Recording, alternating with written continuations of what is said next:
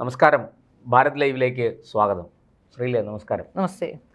ശ്രീലേ, തിരുവനന്തപുരം നഗരസഭയിൽ ഒരു അഗ്നിപർവ്വതം പുകയുകയാണ് എന്ന മട്ടിലാണ് വാർത്തകൾ പ്രചരിക്കുന്നത്. നമ്മുടെ മുഖ്യധാരാ മാധ്യമങ്ങളെല്ലാം മല്ലു മാപ്രകൾ ഒന്നടങ്കം ഹർഷാരവത്തോടുകൂടി ആഘോഷിക്കുകയാണ്. ദാ വീണു, നഗരസഭയിൽ വിരിഞ്ഞ താമര കൂമ്പി, താമര ഞെട്ടറ്റു എന്നൊക്കെ പറഞ്ഞ് ആഘോഷിക്കുകയാണ്. അതായത് UDF നഗരസഭയിൽ അടുത്ത കൗൺസിലിൽ ഇത്രയും വലിയ വിവരക്കേട് ഈ നമ്മുടെ മാധ്യമപ്രവർത്തകരുടെ ഇടയിൽ പോലും ഇത്രയും വലിയ വിവരം കെട്ട ആൾക്കാരുണ്ടല്ലോ എന്ന് ആലോചിക്കുമ്പോൾ നമുക്ക് തന്നെ ഒരു നാണക്കേട് തോന്നുകയാണ്. ഒരു സംഗതി എങ്ങനെയാണ് നടക്കുന്നതെന്നുള്ളതിൻ്റെ അടിസ്ഥാന വിവരങ്ങൾ പോലും അറിഞ്ഞുകൂടാത്ത ആൾക്കാർ UDF അവിശ്വാസ പ്രമേയം കൊണ്ടുവരുന്നു, ഇടതുപക്ഷം പിന്തുണയ്ക്കുന്നു, BJP വീഴുന്നു, BJPയുടെ മേയർ പൊടിയും തട്ടി വീട്ടിൽ പോകുന്നു. ഇങ്ങനെയാണ് പ്രചാരം. എൻ്റെ ചോദ്യം, അവിശ്വാസ പ്രമേയം കൊണ്ടുവരാൻ UDFന് കഴിയുമോ? കൊണ്ടുവന്നാൽ തന്നെ അത് വിജയിക്കുമോ? UDFും LDFും ഒരുമിച്ച് നിന്നു, അത് വിജയിക്കുമോ? എന്താണ് ശ്രീല ഇതിൻ്റെ സാങ്കേതികവും രാഷ്ട്രീയവുമായ വിശദാംശങ്ങളിലേക്ക് ഒന്ന് കടക്കാമോ? തീർച്ചയായും. ഈ രാഷ്ട്രീയ വിശദാംശങ്ങൾ എന്ന് പറഞ്ഞാൽ യഥാർത്ഥത്തിൽ കേരളത്തിലെ മാധ്യമങ്ങളാണ് കൂടുതൽ രാഷ്ട്രീയം കളിക്കുന്നതെന്ന് എനിക്ക് തോന്നുന്നത്. രാഷ്ട്രീയ പാർട്ടികളെക്കാൾ കൂടുതൽ രാഷ്ട്രീയം കളിക്കുന്നത്. കാരണം കഴിഞ്ഞ ദിവസം അവിശ്വാസവുമായി ബന്ധപ്പെട്ട വാർത്ത വന്നപ്പോൾ തന്നെ പാറ്റൂർ രാധാകൃഷ്ണൻ എന്ന സ്വന്തം അംഗത്തിന്റെ പിന്തുണയോടെയാണ് BJP ഭരണം നടത്തുന്നത്. പാറ്റൂർ രാധാകൃഷ്ണനെ തെറിവിളിക്കുകയും പാറ്റൂർ രാധാകൃഷ്ണൻ ഏറ്റവും വലിയ സ്ത്രീവിരുദ്ധരാണെന്ന് വരുത്തി തീർത്തുകൊണ്ട് പ്രശ്നങ്ങൾ ഉണ്ടാക്കുകയും ഒക്കെ ചെയ്തുകൊണ്ടിരുന്നവർ പാറ്റൂർ രാധാകൃഷ്ണൻ ഇലക്ഷന് മത്സരിച്ച് വിജയിച്ചു കഴിഞ്ഞ് ഇപ്പോൾ BJPക്ക് സപ്പോർട്ട് ചെയ്യുമ്പോൾ പാറ്റൂർ രാധാകൃഷ്ണനെ ഇളക്കാനായി എങ്ങനെയെങ്കിലും BJPയിൽ നിങ്ങളെ BJPക്കാരനായാണ് ഞങ്ങൾ കരുതുന്നത്, അതായത് പത്രക്കാർ BJPക്കാരായാണ് കരുതുന്നത് പറയുമ്പോഴത്തെ പാറ്റൂർ രാധാകൃഷ്ണനെ ട്രിഗർ ചെയ്യപ്പെടും. BJPക്കാരൻ എന്ന് പറഞ്ഞു കഴിഞ്ഞാൽ എന്തോ ഒരു ജീവിക്കാൻ അവർക്ക് അവകാശമില്ല എന്ന രീതിയിലാണ് പ്രവർത്തനം. BJPക്കാരെല്ലാം അറബിക്കടലിൽ ചാടി ഞങ്ങൾ മാത്രം മതി എന്നുള്ള രീതിയിലാണ്. അപ്പോൾ അതിൽ ഏറ്റവും പ്രധാനപ്പെട്ട കാര്യം എങ്ങനെയെങ്കിലും പാറ്റൂർ രാധാകൃഷ്ണൻ, അതായത് കഥകൾ അങ്ങ് മെനഞ്ഞു കഴിഞ്ഞു. അതായത് പാറ്റൂർ രാധാകൃഷ്ണനെ ചെയർമാനാക്കിക്കൊണ്ട് മേയറാക്കിക്കൊണ്ട് മുമ്പോട്ടുള്ള നീക്കമായിരിക്കും. സ്വതന്ത്ര അംഗത്തെ രണ്ടുപേരും ചേർന്ന് പിന്തുണയ്ക്കും. അങ്ങനെ ഭരണം നേടും. അങ്ങനെ ഭരണം നേടിയാലും കേരളത്തിലെ ജനങ്ങൾക്ക് ഇപ്പോൾ അത്യാവശ്യം ബോധ്യമൊക്കെ വന്നിട്ടുണ്ട്. ഇപ്പോൾ ഇന്നലെ ഞാൻ ചെങ്ങന്നൂരിൽ ഒരു പരിപാടിക്ക് വേണ്ടി പോയതാണ്. ഞാൻ നോക്കുമ്പോൾ അവിടെ ഒരു ക്ഷേത്ര ഭാരവാക്കി, ഞാൻ അതുമായി ബന്ധമുള്ള ആളാണെന്നോ അറിയോ അറിയില്ലേ എന്ന് എനിക്കറിയില്ല, ഒരു ക്ഷേത്ര ഭാരവാക്കി ഓടി വരുന്നു. ഞാനൊരു ജേർണലിസ്റ്റ് ആയതുകൊണ്ട് തന്നെ തിരുവനന്തപുരം കോർപ്പറേഷനിൽ എന്ത് സംഭവിക്കും എന്ന് ചോദിച്ചിട്ട് പുള്ളി എന്നോട് വന്ന് സംസാരിക്കുകയാണ്. അപ്പോൾ കേരളം ഒട്ടാകെ ചർച്ചാ വിഷയം തിരുവനന്തപുരം കോർപ്പറേഷനും മേയറും മാത്രമാണ് എന്നുള്ളതാണ് ഏറ്റവും പ്രധാനപ്പെട്ട കാര്യം. അത് കേരളത്തിന്റെ മുഖ്യമന്ത്രിക്ക് ഇത്രയും സത്യത്തിൽ കിട്ടുന്നില്ല. യഥാർത്ഥത്തിൽ കൂടുതൽ തിരുവനന്തപുരം നഗരസഭ മേയർക്ക് കിട്ടുന്നുണ്ട്. തീർച്ചയായിട്ടും അത് ഇവരെ അത് അദ്ദേഹം നന്നായിട്ട് പണിയെടുക്കുന്നുണ്ട്. അത് എന്തൊക്കെ പറഞ്ഞാലും നന്നായി പണിയെടുക്കുന്നുണ്ട് എന്നുള്ളത് ഏറ്റവും പ്രധാനപ്പെട്ട കാര്യമാണ്. അപ്പോൾ തിരുവനന്തപുരം കോർപ്പറേഷൻ എങ്ങനെയെങ്കിലും പിടിച്ചെടുക്കുക എന്നത് CPM സംബന്ധിച്ചിടത്തോളം വലിയ സ്വപ്നമാണ് അവരുടെ. കാരണം എന്താണെന്ന് വെച്ചാൽ പലതരത്തിലുള്ള പ്രശ്നങ്ങൾ അതിലുണ്ട്. ഒന്ന്, CPMന് തിരുവനന്തപുരത്ത് അഡ്രസ് ഇല്ലാതായിരിക്കുന്നു, ഒരു മേൽവിലാസമില്ല, ഭരണമില്ല. ഏതെങ്കിലും ഒരാൾ സ്റ്റാൻഡിംഗ് കമ്മിറ്റിയോ കൗൺസിലോ ഒന്നും തന്നെ ഇല്ല. ഏതെങ്കിലും ഇപ്പോൾ വൈസ് ചെയർമാൻമാർ യൂണിവേഴ്സിറ്റിയാണ് നോക്കുകയാണെങ്കിൽ സാധാരണഗതി ഇവർ ഏറ്റവും കൂടുതൽ കൈവശം വെച്ചിരുന്ന യൂണിവേഴ്സിറ്റികളാണ്. യൂണിവേഴ്സിറ്റികളിൽ സെനറ്റ് സിൻഡിക്കേറ്റ് പണ്ടത്തെ പോലെ ഫലിക്കുന്നില്ല. യൂണിവേഴ്സിറ്റിയിൽ ഇവർ വിചാരിക്കുന്ന കാര്യങ്ങളൊന്നും നടക്കുന്നില്ല. അപ്പോൾ പിന്നെ ഒരു നല്ല സമരം, 10 മുദ്രാവാക്യം വിളിക്കാൻ ആളെ കിട്ടുന്നില്ല. സത്യത്തിൽ CPM ആകെ അസ്വസ്ഥരാണ്. അതാണ്, അതൊക്കെ ചെയ്യാൻ പറ്റുള്ളൂ. സ്വന്തം ആൾക്കാരെ ബ്ലേഡ് കൊണ്ട് ആക്രമിക്കാനും സ്വന്തം ആൾക്കാരെ രക്തസാക്ഷിയാക്കാനും ഒക്കെ ഇനി കഴിയുകയുള്ളൂ എന്നുള്ളതാണ് ഏറ്റവും പ്രധാനപ്പെട്ട കാര്യം. DYFIക്ക് ഒരു സമരം ചെയ്യാൻ 10 പേരെ കിട്ടാത്ത അവസ്ഥയാണുള്ളത്. DYFI നേതാക്കന്മാരുടെ ശേഷിയില്ല. അതേ അവസ്ഥയിലേക്ക്, അതായത് ശോഷിച്ച് ഇല്ലാതാകുന്ന ഒരു പാർട്ടിയാണെന്നുള്ളത് നമുക്ക് മനസ്സിലാക്കാൻ സാധിക്കും. അതുമാത്രമല്ല, ആലോചിച്ച് നോക്കൂ, ഇവിടെ ഇവരെ കാണേണ്ടത് വളരെ പ്രധാനപ്പെട്ട. കഴിഞ്ഞ ദിവസം വലിയ പ്രശ്നമുണ്ടാക്കുന്നു. അതായത് രാജേഷിനെയും അതുപോലെ തന്നെ ആശാനാഥിനെയും അടക്കമുള്ളവരെ മർദ്ദിക്കാൻ ശ്രമിക്കുന്നു, അവരെ കയറ്റാതിരിക്കാൻ ശ്രമം നടത്തുന്നു. സത്യത്തിൽ തിരുവനന്തപുരത്ത് CPM എന്ന് പറഞ്ഞ ഒരു ഗുണ്ടാ സെറ്റപ്പാണ്. നമുക്കറിയാം, കഴിഞ്ഞ കുറെ നാളുകളായി നമുക്കറിയാം. BJP വിട്ടുകൊടുക്കില്ല. BJPയെ സംബന്ധിച്ചിടത്തോളം കോൺഗ്രസിന് ഒരിക്കലും, കോൺഗ്രസ് പലപ്പോഴും ഇവർക്ക് കീഴ്പ്പെട്ട് പോകുന്നത് രമേശ് ചെന്നിത്തലയൊക്കെ പേടിച്ചിട്ടാണ്. ഇപ്പൊ പോലീസുമായി ബന്ധപ്പെട്ട് EDക്കെതിരെയൊക്കെ കേസെടുക്കാൻ രമേശ് ചെന്നിത്തലയ്ക്ക് പേടിയാണ്. വേണമെങ്കിൽ രമേശ് ചെന്നിത്തല വഴിയിലിട്ടടിക്കും. അതുകൊണ്ടാണ് രമേശ് ചെന്നിത്തല പേടിച്ചിരിക്കുന്നതെന്ന് എനിക്ക് തോന്നുന്നു. ഉമ്മൻചാണ്ടിയെ പോലെ ജനകീയനായ ഒരാളെ ചെരുപ്പെറിയാൻ കഴിയുമെങ്കിൽ രമേശ് ചെന്നിത്തല അവർക്ക് പ്രശ്നമല്ല. കല്ലെറിയാൻ ചെരുപ്പെറിയൊക്കെ അതാ. അപ്പൊ അതൊക്കെ ചെയ്യാൻ പറ്റുമെങ്കിൽ പിന്നെ ഇവർക്ക് എന്തും ചെയ്യാമെന്നുള്ളതാണ്. ഒരു പക്ഷെ അവർ പേടിക്കുമായിരിക്കും. പക്ഷേ കാലാകാലങ്ങളായി ഈ CPMനെതിരെ ശക്തമായ ശക്തമായി പ്രതിരോധമുയർന്ന ഒരു രാഷ്ട്രീയ പാർട്ടി എന്ന രീതിയിൽ RSSനെയോ BJPയോ ഒരു രോമത്തിൽ പോലും തൊടാൻ ഇവർക്ക് കഴിയില്ല എന്നുള്ളത് അത് രാജേഷ് തെളിയിക്കുകയും ചെയ്തു. മുൻവാതിലൂടെ തന്നെ രാജേഷ് അകത്ത് കയറുകയും എന്നെ മേയറാക്കിയത് മുൻവാതിലൂടെ വരാനാണ്, പിൻവാതിലൂടെ വരാനല്ല എന്ന് അസന്നിഗ്ധമായി പറയുകയും ചെയ്ത കാഴ്ച സത്യത്തിൽ ഈ സിനിമ ഡയലോഗുകൾ, സിനിമയിലെ നായകന്റെ ഡയലോഗുകളെ വെല്ലുന്ന അതേപോലത്തെ ഒരു എഫക്റ്റ് ആണ്. ഒരു ഡയലോഗുകളെ വെല്ലുന്ന രീതിയിലുള്ള അദ്ദേഹത്തിന്റെ കൃത്യമായ എന്ത് എപ്പോൾ പറയണമെന്ന്, സരസ്വതി വിളയാടുന്ന നാക്കാണ്, എങ്ങനെ പറയണമെന്നുള്ള ലോജിക്കലായി പറയാൻ അറിയുന്ന ഒരാളാണ് VV രാജേഷ്. ലോജിക്കലായി ഭരിക്കാൻ അറിയുന്ന ഒരാളാണ്, ഭയമില്ലാതെ ഭരിക്കാൻ അറിയുന്ന. തിരുവനന്തപുരത്ത് ഏറ്റവും വലിയ പ്രശ്നം എന്ന് വെച്ചാൽ കൗൺസിലർമാരൊക്കെ ഒന്നിനൊന്നും മെച്ചാണെന്നേ. കടകംപള്ളിയിൽ നമ്മൾ കണ്ടല്ലേ, ജയരാജയിൽ നിന്ന് CPMന്റെ ഓഫീസ് പൊളിക്കുന്നുണ്ട്. ആർക്കാണ് അതിനുള്ള ധൈര്യം ഉണ്ടെന്നാണ് ഞാൻ ചോദിക്കുന്നത്. അപ്പോൾ ഇവിടുത്തെ സ്ത്രീകൾ പോലും CPMന്റെ CPMന് അങ്ങനെ ഒരു കൗൺസിലർ ആരാ ഉള്ളത്? ആരുമില്ല. യഥാർത്ഥത്തിൽ ആരും ഇല്ലാത്ത അവസ്ഥയാണ്. അത് മാത്രമല്ല, ശ്രീലത് CPMന്റെ കാര്യം പറഞ്ഞപ്പോഴാണ് CPMന്റെ ജില്ലാ കമ്മിറ്റിയുടെ വിലയിരുത്തലുണ്ട്. ഈ നമ്മളൊക്കെ പണ്ട് പറയുന്ന എന്താണ്, പാർട്ടിയിലെ ഒരു ബ്രാഞ്ച് കമ്മിറ്റി പോലും പഴുതടച്ച സുരക്ഷയാണ്, അതിനകത്തൊന്നും ഒന്നും ചോരത്തില്ല. എല്ലാം ചോര. അതായത് ജില്ലാ കമ്മിറ്റിയുടെ വിലയിരുത്തൽ എന്താണെന്ന് പറയുമ്പോൾ, തിരുവനന്തപുരത്തുനിന്ന് പാർട്ടിയുടെ അടിവേരിളകി, തിരുവനന്തപുരത്ത് പാർട്ടി ഒന്നുമല്ലാതായിരിക്കുന്നു. തിരുവനന്തപുരത്ത് കോൺഗ്രസ് കുറെ മണ്ഡലങ്ങളിൽ കോൺഗ്രസ് ജയിച്ചു, നിയമസഭാ മണ്ഡലങ്ങളിൽ. പക്ഷേ CPMന്റെ വിലയിരുത്തല് കോൺഗ്രസ് ജയിച്ചതല്ല, തിരുവനന്തപുരത്ത് എല്ലാ മണ്ഡലങ്ങളിലും BJP 20,000-ന് പുറത്ത് വോട്ടെത്തിയിരിക്കും. ഇത് CPMന്റെ വിലയിരുത്തലാണ് കേട്ടോ. CPM ജില്ലാ കമ്മിറ്റി നടത്തിയ വിലയിരുത്തലാണ്. അതുകൊണ്ട് തിരുവനന്തപുരം എന്ത് വില കൊടുത്തും തിരിച്ചു പിടിച്ചേ പറ്റും. അതാണ് അവരുടെ ലക്ഷ്യം. കാരണം തിരുവനന്തപുരത്ത് ആലോചിച്ച് നോക്കൂ, ഏതെങ്കിലും ഒരു പരിപാടി നടക്കുന്നു ഇരിക്കട്ടെ, ഇപ്പോൾ ഭരിക്കുന്നതാരാ? കോൺഗ്രസ്സുകാരാണ്. അപ്പോൾ വേദിയിലിരിക്കുന്നതൊക്കെ കോൺഗ്രസ്സുകാരായിരിക്കും. ഒരു ചെയർമാന്, ഏതെങ്കിലും ഒരു മുനിസിപ്പൽ ചെയർമാനോ അല്ലെ ഏതെങ്കിലും ഒരു കോർപ്പറേഷന്റെ ചെയർമാനുകളെയോ അല്ലെ ഏതെങ്കിലും ഒരാളെ ഇരുത്താൻ മരുന്നിന് പോലും പറ്റില്ല. പിന്നെ CPM എന്ന രീതിയിൽ, പൊളിറ്റിക്കൽ പാർട്ടി എന്ന രീതിയിൽ ആരെങ്കിലും ഏതെങ്കിലും പരിപാടിക്ക് വിളിച്ചിരുത്തെങ്കിൽ മാത്രമേ ഇരുത്താൻ കഴിയുള്ളൂ എന്നുള്ള അവസ്ഥയാണ്. അപ്പം നമ്മൾ മനസ്സിലാക്കേണ്ട ഏറ്റവും പ്രധാനപ്പെട്ട കാര്യം അവരുടെ ആധിപത്യം നഷ്ടപ്പെട്ടിരിക്കുന്നു എന്നുള്ളതാണ്. ആ ആധിപത്യം നഷ്ടപ്പെട്ട ആൾക്കാരെ എന്തും ചെയ്യും. ഒരു എതിരാളിയായിട്ട് BJP. പക്ഷെ നമ്മൾ വേറൊരു കാര്യം കുറച്ച് കാണരുത്. ഞാൻ പറയുന്ന VV രാജേഷിനും തിരുവനന്തപുരത്തെ മുഴുവൻ കൗൺസിലർമാർക്കും പ്രൊട്ടക്ഷൻ വേണമെന്നുള്ളതാണ്. അങ്ങനെ ഒരു അപകടം അതിനകത്തുണ്ട്. കാരണം CPMനെ സംബന്ധിച്ചിടത്തോളം നമുക്കറിയാം, നെയ്യാറ്റിൻകര ബൈ ഇലക്ഷൻ നടക്കുന്നതിന് ഏതാനും ദിവസം മുമ്പാണ് TP ചന്ദ്രശേഖരൻ എന്ന അവരുടെ രാഷ്ട്രീയ എതിരാളിയെ കുലംകുത്തി എന്ന് ആരോപിച്ച് 51 വെട്ടി എന്തും ചെയ്യുന്നവരാണ്. CPM എന്തും ചെയ്യാൻ മടിക്കാത്തവരാണ്. പ്രത്യേകിച്ചും ഈ സകല അങ്ങ് കാസർഗോഡ് തൊട്ട് പാറശാല വരെ, മഞ്ചേശ്വരം മുതൽ. അക്രമ രാഷ്ട്രീയം മാത്രമല്ല പ്രശാന്ത്, ആലോചിച്ച് നോക്കൂ, തിരുവനന്തപുരത്ത് നമ്മൾ കണ്ട കാഴ്ച എന്താണ്? തിരുവനന്തപുരത്ത് നമ്മൾ ഏറ്റവും പവിത്രമെന്ന് കാണുന്ന നിയമസഭ, ഒരു നിയമനിർമ്മാണ സഭയിൽ കാണിച്ചു കൂട്ടിയ, അതായത് ജനപ്രതിനിധികൾ എന്ന് പറയുന്നവർ നിയമനിർമ്മാണ സഭയിൽ കഴിച്ചു കൂട്ടിയ കാര്യങ്ങൾ നമ്മൾ കണ്ടതാണ്. ഇതെല്ലാം ചെയ്ത ശേഷം ആരും കണ്ടിട്ടുമില്ല, അങ്ങനെ ചെയ്തിട്ടുമില്ല.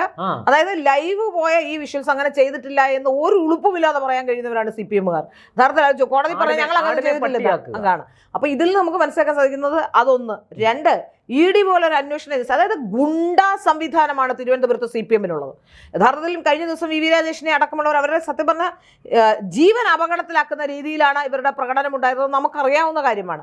അതിനെ റെസിസ്റ്റ് ചെയ്ത് നിന്നു എന്നുള്ളത് ഒരു പ്രധാനപ്പെട്ട കാര്യം തന്നെയാണ്. പക്ഷെ നമ്മൾ വളരെ ശ്രദ്ധിക്കേണ്ടിയിരിക്കുന്നു. തിരുവനന്തപുരം കോർപ്പറേഷനിലെ മുഴുവൻ കൗൺസിലർമാരും ഏറെ ശ്രദ്ധയോടെ മുന്നോട്ട് പോകണം. അവരുടെ ജീവൻ അപായപ്പെടുത്താൻ പോലുമുള്ള സാധ്യതയുണ്ടെന്നുള്ള ഇനി അവിശ്വാസ പ്രമേയത്തിലേക്ക് തിരിച്ചു വന്നാൽ, അവിശ്വാസ പ്രമേയം എങ്ങനെ ചെയ്യുമെന്നാണ് പറയുന്നത് എനിക്കറിയില്ല. ഓരോ പാർട്ടിക്ക്, ഇപ്പൊ കോൺഗ്രസിനായാലും CPMനായാലും കോൺഗ്രസിന് സ്വന്തമായി കൊടുക്കാൻ കഴിയില്ല. കാരണം 19 സീറ്റേ ഉള്ളൂ. സ്വതന്ത്രനെ 19 സ്വതന്ത്രൻ വഴങ്ങിയിട്ടില്ല, കോൺഗ്രസിന് ഇതുവരെ വഴങ്ങിയിട്ടില്ല എന്നാണ് മനസ്സിലാക്കാൻ സാധിക്കുന്നത്. സ്വതന്ത്രനെ മാറ്റിയിട്ടാണ് അവിടെ വേറെ സ്ഥാനാർത്ഥി മത്സരിപ്പിച്ച് തോറ്റെടുത്താണ് സ്വതന്ത്രൻ ജയിച്ചത്. അതുകൊണ്ട് സ്വതന്ത്രൻ അതിന് കോംപ്രമൈസിന് തയ്യാറാവുമെന്ന് അറിയില്ല. സ്വതന്ത്രൻ ഇപ്പോ നിലവിൽ കോംപ്രമൈസിന് തയ്യാറായി മനസ്സിലാക്കുന്ന പ്രദീപ അണമുഖം വാർഡാണെന്നാണ് എന്റെ ഓർമ്മ. പുള്ളി സ്വതന്ത്രനായിട്ട് തന്നെ നിൽക്കുകയാണ്. ആരോടും പുള്ളി കമ്മിറ്റ്മെന്റ് ഇല്ല, BJPയോടും ഇല്ല, ആരോടും ഇല്ല, LDFനോടും ഇല്ല, UDFനോടും ഇല്ല. പിന്നെ LDFന് മാത്രമേ അവിശ്വാസം കൊണ്ടുവന്നാൽ, ഇനി കൊണ്ടുവന്നിരിക്കട്ടെ, ഇനി കൊണ്ടുവന്നാൽ തന്നെ LDFന് മാത്രമായി നിലനിൽക്കാൻ കഴിയില്ല. പിന്നെ ഇവർ ഇന്ത്യ മുന്നണി അവിശ്വാസം കൊണ്ടുവരണം മൂന്നിലൊന്ന് കൗൺസിലർമാരെ അപ്പൊ അതായത് 101 ഏതാണ്ട് 33-34 പേര് ഒപ്പിടണം. ഈ 34 എന്ന് പറയുന്ന സംഖ്യ LDF-നും UDF-നും ഇല്ല. പിന്നെ എങ്ങനെ പിന്നെ ഇവർ രണ്ടും ചേർന്ന വിശ്വാസം കൊണ്ടുവരാൻ? അപ്പൊ അങ്ങനെയാണ് ഇന്ത്യ മുന്നണിയാണ്. ഇനി രണ്ടുപേരും ചേർന്ന് കൊണ്ടുവന്നാൽ പോലും അത് നമ്മൾ ചർച്ച ചെയ്തായിരുന്നു തവണ. അതായത് ഈ ഇന്ത്യ മുന്നണി തിരുവനന്തപുരത്ത് രൂപപ്പെട്ട് കഴിഞ്ഞു. വാസ്തവത്തിൽ കഴിഞ്ഞു. വാളയാറിനപ്പുറത്ത് ഇന്ത്യ മുന്നണിയും വാളയാറിനിപ്പുറത്ത് ഇന്ത്യ മുന്നണിയുടെ നിഴലും. പിന്നെ ഇവര് നാട്ടുകാരെ കണ്ണിൽ പൊടിയിടാൻ വേണ്ടി, ജനങ്ങളെ പറ്റിക്കാൻ വേണ്ടി, വോട്ടർമാരെ വഴിതെറ്റിക്കാൻ വേണ്ടിയിട്ട് LDF UDF തമ്മിലടിക്കുന്നു. പക്ഷെ ജനത്തിനത് മനസ്സിലായത് കൊണ്ടാണ് ലോക്സഭാ തെരഞ്ഞെടുപ്പ് വരുമ്പോൾ LDF-നെ പാടെ തള്ളിക്കളഞ്ഞ് UDF-നെ ജയിപ്പിക്കുന്നത്. ഇവിടെ അങ്ങനെ ഇന്ത്യ മുന്നണി രൂപപ്പെട്ട് കഴിഞ്ഞാൽ വളരെ കൃത്യമായിട്ട് സംഭവിക്കാൻ പോകുന്നത് UDF-ന്റെയോ കോൺഗ്രസിന്റെയോ നാശമല്ല, LDF-ന്റെയും CPIM-ന്റെയും നാശം സംഭവിക്കും. ഒരു സംശയമില്ല. അത് 2009 നമ്മൾ കണ്ടതാണ്. അബ്ദുൽ നാസർ മദനിയുടെ തോളി കൈയിട്ട് അവിടെ ഇരുന്നത്. 2004 പിന്നെ UPA സർക്കാരിന് പിന്തുണ കൊടുത്തത്. UPA സർക്കാരിന് പിന്തുണ കൊടുക്കുന്നത് പുറത്ത് പറയുന്നത് BJP അകറ്റാനാണ്. പക്ഷെ ലാവ്ലിൻ കേസ് സെറ്റിൽ ചെയ്ത് ദേശീയ ജനറൽ സെക്രട്ടറിയും അന്നത്തെ സംസ്ഥാന സെക്രട്ടറിയും രക്ഷിക്കാൻ വേണ്ടിയിട്ടായിരുന്നു UPAക്ക് പിന്തുണ കൊടുത്തതെന്നുള്ളത് അണിയറയിലെ രഹസ്യമാണ്. ഇരിക്കട്ടെ. എങ്കിലും അതിൻ്റെ തിക്തഫലം എന്ന് പറയുന്നത് ഉണ്ടായിരുന്ന 18 എന്നുള്ളത് 4 സീറ്റായിട്ട് കുറഞ്ഞു കേരളത്തിൽ നിന്ന് ലോക്സഭയിലേക്ക്. അപ്പൊ അതുകൊണ്ട് നാശം സംഭവിക്കുക CPIM-നാണെന്നുള്ള കാര്യത്തിൽ തർക്കമില്ല. അത് മാത്രമല്ല, ഇപ്പൊ നമ്മൾ മനസ്സിലാക്കേണ്ട മറ്റു പ്രധാനപ്പെട്ട കാര്യം, ഇവരുടെയൊക്കെ പ്രതീക്ഷയായിരുന്ന ഇവർ രണ്ടുപേരും ചേർന്നാൽ ആകെ പ്രതീക്ഷ ഉണ്ടാവേണ്ടത് 2 സ്വതന്ത്രന്മാരിലാണ്. അതിലൊരു സ്വതന്ത്രൻ BJP-യെ അനുകൂലിക്കുന്ന ആളാണ്. അപ്പൊ ആ സ്വതന്ത്രനെ എങ്ങനെയെങ്കിലും അടർത്തി മാറ്റിയെങ്കിൽ മാത്രം ഇവർക്ക് എന്തെങ്കിലും ചെയ്യാൻ കഴിയും. അതിനുള്ള പരമാവധി ശ്രമങ്ങൾ ഇവിടെ മാധ്യമങ്ങളാണ് ചെയ്യുന്നത്. ഒരു കാലത്ത് തിരിഞ്ഞു നിന്ന അല്ലെങ്കിൽ രാധാകൃഷ്ണനെ ആക്രമിക്കാൻ കൂട്ടുന്ന മാധ്യമങ്ങളും മാധ്യമപ്രവർത്തകരും വേണ്ടി ദാഹിച്ചവർ ഇന്ന് രാധാകൃഷ്ണനെ പിടിക്കാൻ നടക്കുന്ന കാഴ്ചയാണ് നമ്മൾ കാണുന്നത്. തെരഞ്ഞെടുപ്പ് സമയത്ത് പോലും നമ്മൾ കണ്ടല്ലേ രാധാകൃഷ്ണനെ CPM എങ്ങനെയാ കൈകാര്യം ചെയ്തെന്നുള്ളത് നമ്മൾ കണ്ടതല്ലേ യഥാർത്ഥത്തിൽ. അത് സത്യത്തിൽ അതൊക്കെ കൊണ്ട് തന്നെയായിരിക്കാം ഒരു പക്ഷേ രാധാകൃഷ്ണൻ BJP-യോടൊപ്പം പുറത്തു നിൽക്കുന്നത്. അയാൾക്ക് മാന്യത എന്ന് പറയുന്നത് ഒരു രാഷ്ട്രീയ മര്യാദ ഒക്കെ അദ്ദേഹത്തിന് ലഭിക്കുന്നുണ്ടെന്ന് മനസ്സിലാക്കാൻ സാധിക്കും. ഞാനത് തെരഞ്ഞെടുപ്പിന് മുമ്പ് രാധാകൃഷ്ണൻ 3 പേരെയും ഒരുപോലെ എതിർത്തുകൊണ്ടിരുന്നു. തെരഞ്ഞെടുപ്പ് ശേഷം ജയിച്ചു വന്നപ്പോൾ ഈ ഒരു സന്നിഗ്ധ അവസ്ഥയാണ്. 50 സീറ്റ് BJP-ക്ക് ഉണ്ട്. അപ്പോൾ സ്വാഭാവികമായിട്ടും BJP ഏറ്റവും വലിയ ഒറ്റക്കക്ഷിയായി. പക്ഷേ ഈ പറഞ്ഞതുപോലെ സുഗമമായ ഭരണത്തിനും ഈ പറഞ്ഞ പോലെ സ്റ്റാൻഡിംഗ് കമ്മിറ്റികളെല്ലാം പിടിക്കണമെങ്കിൽ BJP-ക്ക് 1 വോട്ടിന്റെ കൂടെ കുറവുണ്ടായിരുന്നു. അവിടെ രാധാകൃഷ്ണൻ വന്നതോടുകൂടി അത് പരിഹരിക്കപ്പെട്ടു. അപ്പോൾ രാധാകൃഷ്ണൻ അവിടെ എടുത്തത് വളരെ നയപരമായ ഒരു രാഷ്ട്രീയ തീരുമാനം തന്നെയാണ്. അദ്ദേഹത്തിന്റെ വാർഡിന് ആര് ഗുണകരമായി ചെയ്യുന്നു. കാരണം ഈ പറഞ്ഞതുപോലെ ഇത്രയും വളരെ മുന്നിട്ട് നിന്ന ഇടതുപക്ഷം 29 സീറ്റിലേക്ക് ഒതുങ്ങിക്കഴിഞ്ഞപ്പോൾ സത്യത്തിൽ അവിടെ ഈ BJP കുറച്ചുകൂടെ മനസ്സ് വെച്ചിരുന്നെങ്കിൽ ഈ CPM 10 സീറ്റിൽ തീർച്ചയായിട്ടും BJP നല്ല സ്ഥാനാർത്ഥികളെയും നല്ല രീതിയിൽ നിർത്തിയെന്ന് മാത്രമല്ല, ചില ഈ പഴയ കാലത്ത് BJP ചെയ്തിരുന്ന ചില തന്ത്രങ്ങളൊക്കെ ചെയ്തെങ്കിലുണ്ടല്ലോ. അത്യാവശ്യം BJP ജയിക്കില്ല എന്നുള്ള സ്ഥലത്ത് കോൺഗ്രസിന് വോട്ട് കൊടുക്കുന്ന ചില പഴയ ഈ രാഷ്ട്രീയ ഈ അക്രമ രാഷ്ട്രീയത്തിന്റെ ഫലമായിട്ട് പണ്ട് സംഘപരിവാർ അങ്ങനെ ചെയ്തിരുന്നു, പല സ്ഥലങ്ങളിലും ചെയ്തിട്ടുണ്ട്. അതിന്റെ ഭാഗമായിട്ട് ഇക്കുറിയും ചെയ്തിരുന്നെങ്കിൽ ഈ ഉപ്പുവച്ച കലം പോലെ ഇവർ 10 സീറ്റ് പിന്നെ ശല്യമില്ലായിരുന്നു. BJP-ക്ക് ഒരു രാഷ്ട്രീയ മര്യാദ. വേറൊരു കാര്യമുണ്ട്, ഈ CPM-കാര് ഇൻബോൺ ഞാൻ മനസ്സിലാക്കിയ 90% നേതാക്കന്മാരെ വരുന്നവരും ഗുണ്ടകളും റൗഡികളുമാണ്. ഇപ്പൊ നമ്മൾ കോളേജുകളിൽ കാണുന്നതാണ്. കോളേജുകളിൽ SFI അല്ലാതെ വേറെ ഏതെങ്കിലും ഒരു യൂണിയൻ വന്നു കഴിഞ്ഞാൽ ആ പ്രാവശ്യം ഒരു പ്രവർത്തനവും സുഗമമായി നടത്താൻ ഇവരെ അനുവദിക്കില്ല എന്നുള്ളത് ഇവരുടെ യഥാർത്ഥത്തിലുള്ള, അതായത് ജനാധിപത്യ മാർഗമില്ലാതെ. ഞാൻ ചോദിക്കട്ടെ, 5 വർഷം വെയിറ്റ് ചെയ്യൂ നിങ്ങൾ? BJP എങ്ങനെ ഭരിക്കുന്നുണ്ട്? അതിന് പറ്റില്ല. ഇവര് വിചാരിക്കുന്നത് ജനാധിപത്യ മാർഗമല്ലാതെ ഇങ്ങനെ അക്രമത്തിലൂടെ പിടിച്ചെടുക്കാമെന്നാണോ CPM വിചാരിക്കുന്നതെന്ന് എനിക്കറിയില്ല. ഒറ്റ കാര്യം കൂടി പറഞ്ഞ് നമുക്ക് അവസാനിപ്പിക്കാം. അവിശ്വാസ പ്രമേയം കൊണ്ടുവന്നു എന്ന് തന്നെ ഇരിക്കട്ടെ, ഒന്നും സംഭവിക്കാൻ പോകുന്നില്ല. എങ്ങനെ സംഭവിക്കും? ഒന്ന്, സുഗതന്റെ അവിശ്വാസ പ്രമേയം കൊണ്ടുവന്നാൽ തന്നെ സുഗതൻ ഇപ്രാവശ്യം സുഗതനെ പുറത്താക്കാൻ കഴിയും. 15 ദിവസത്തെ നോട്ടീസ് കൊടുക്കണം. ഒന്ന്, അപ്പൊ ഈ എന്തായാലും 29-ാം തീയതി നടക്കുന്ന കൗൺസിലിൽ കൊണ്ടുവരാൻ പറ്റില്ല. അടുത്ത കൗൺസിലിലെ അടുത്ത കൗൺസിലിൽ വിളിക്കണമെങ്കിൽ ഏറ്റവും കുറഞ്ഞത് 1 മാസത്തെങ്കിലും സമയമെടുക്കാം. അപ്പോഴത്തേക്ക് ചിലപ്പോൾ ഒരുപക്ഷെ കേസ് സുഗതന്റെ കേസ് കോടതിയിലേക്ക് വരാനുള്ള സാധ്യതയുണ്ടോ? ഹൈക്കോടതിയിൽ മൂവ് രണ്ടാമത്തെ കാര്യം ഈ സുഗതന്റെ കേസിലാണെങ്കിൽ സുഗതൻ ഒറ്റ കമ്മിറ്റിക്ക് വരാതിരുന്നിട്ടുള്ളൂ. ഇവർ ലോകം മുഴുവൻ പ്രചരിപ്പിക്കുന്ന 3 കമ്മിറ്റി കഴിഞ്ഞു എന്നുള്ളതാണ്. സുഗതൻ അവിടെ ഒപ്പിട്ട് വെച്ചിട്ടുള്ളതിന്റെ മുഴുവൻ രേഖകളും അവരുടെ പക്കലുണ്ട്. നമ്മുടെ മാധ്യമങ്ങൾ കേസ് മാർട്ടിലുമുണ്ട്. ഈ കാര്യത്തിൽ വളരെ മാധ്യമങ്ങളാണ് ഏറ്റവും വലിയ പ്രശ്നം. നിരുത്തരവാദപരമായിട്ടാണ് പെരുമാറുന്നത്. കാരണം ഇതൊന്നും അന്വേഷിക്കാതെ, അതായത് പൊതുവെ സംഘപരിവാറുമായി ബന്ധപ്പെട്ട എന്തെങ്കിലും പ്രശ്നമുണ്ടെങ്കിൽ അതിനി സംഘപരിവാറിന്റെ ഭാഗത്ത് 100% ശരിയുണ്ടെങ്കിലും സംഘപരിവാറിനെ എതിർക്കുക എന്നുള്ള കേരളത്തിലെ മാധ്യമങ്ങളുടെ നയം, രാഷ്ട്രീയക്കാരെക്കാളുപരി കേരളത്തിൽ മാധ്യമങ്ങളാണ് രാഷ്ട്രീയം. ഒരു പഴയ വാർത്ത കൂടി പറഞ്ഞു, ഒരു തലക്കെട്ട് കൂടെ പറഞ്ഞ് ഞാനത് അവസാനിപ്പിക്കാം. അതായത് ദേശാഭിമാനിയിൽ പണ്ടുവന്ന വാർത്തയാണ്, കിണറ്റിൽ വീണ വൃദ്ധയെ RSS ഗുണ്ടകൾ രക്ഷപ്പെടും. ഇത് അവസ്ഥയാണ് അവരുടെ പ്രശ്നം. ഇതാണ് ഇത് കേരളത്തിൽ ഇന്നിപ്പോ, അന്ന് ദേശാഭിമാനി അന്നതൊക്കെ നടക്കുമായിരുന്നു, ഇന്ന് അത് നടക്കില്ല. അന്ന് എഴുതിയെങ്കിൽ ഇന്ന് കേരളത്തിലെ ഏതാണ്ട് ഒട്ടുമിക്ക ഒരു 10-70% മാധ്യമ പ്രവർത്തകരും ഈ പറഞ്ഞതുപോലെയാണ്. RSSനെ അവർക്ക് വേട്ടയാടണം, RSSനെ മുൾമുനയിൽ നിർത്തണം. പക്ഷെ അവിടെ ഒരു ഫലപ്രദമായ മാറ്റം ഉണ്ടായത് എനിക്കൊന്ന് മുഖ്യധാരാ മാധ്യമങ്ങൾ എപ്പോഴും ഇവരോടൊപ്പം നിൽക്കുമ്പോഴും സോഷ്യൽ മീഡിയയിലെ സജീവമായ ഇടപെടൽ കൊണ്ട് സത്യം എന്താ, യൂട്യൂബ് അതുപോലെ തന്നെ സോഷ്യൽ മീഡിയയിലെ മനുഷ്യരുടെ ഇടപെടലും ഉണ്ട്, സത്യമേത് കള്ളമേതെന്ന് തിരിച്ചറിയാൻ പാകത്തിലേക്ക് കേരളത്തിലെ രാഷ്ട്രീയ സംസ്കാരം മാറിയിരിക്കുന്നു, ജനങ്ങളുടെ മനസ്സ് മാറി. അതുകൊണ്ട് സംഭവിച്ചിരിക്കുന്നത് ഓൺലൈൻ മാധ്യമങ്ങളെ കൂടുതൽ ആൾക്കാർ വിശ്വസിക്കുന്ന സ്ഥിതിയിലേക്ക് കാര്യങ്ങൾ എത്തുന്നുണ്ട്. യഥാർത്ഥത്തിൽ മുൻനിര മാധ്യമങ്ങളെ ഇവർ ചവിട്ടി പുറത്താക്കുകയാണ് ചെയ്തുകൊണ്ടിരിക്കുന്നത്. പലപ്പോഴും കേരളത്തിലെ മാധ്യമങ്ങളുടെ വിശ്വാസ്യത നഷ്ടപ്പെടുന്ന രീതിയിലേക്ക് കാര്യങ്ങൾ മാറിയിരിക്കുന്നു എന്നുള്ളതാണ് ഇതിൽ ഏറ്റവും പ്രധാനപ്പെട്ട കാര്യം. തീർച്ചയായിട്ടും നമുക്ക് കാത്തിരിക്കാം. അവിശ്വാസ പ്രമേയം വരുമോ, വന്നാൽ വിജയിക്കുമോ? വിജയിക്കില്ല, 100% വിജയിക്കില്ല. കണ്ടു തന്നെ അറിയാം. നന്ദി, നമസ്കാരം.